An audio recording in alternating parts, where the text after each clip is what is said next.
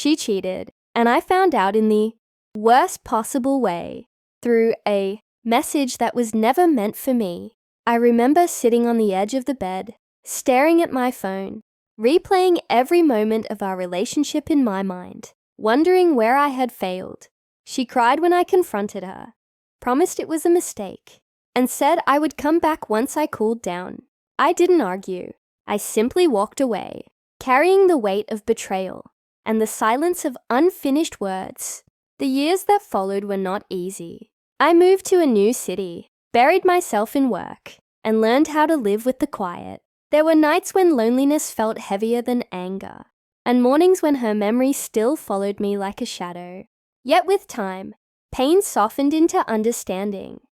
I realized leaving was not an act of weakness, but the first step towards self-respect. Life surprised me when I least expected it.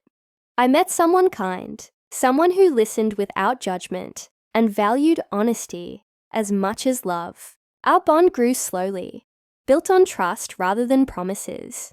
For the first time, I felt safe enough to be myself, without fear of being replaced or lied to. Soon, my world became bigger than I had ever imagined. Marriage brought stability, and then children brought purpose.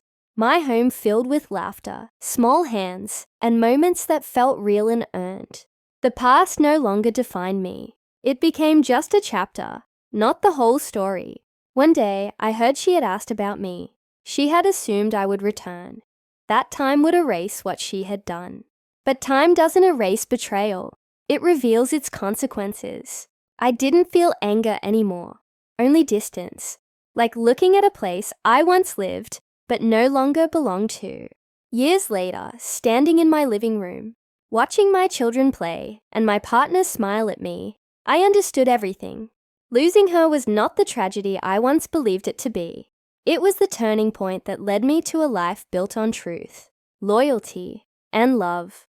The kind of family that changed everything.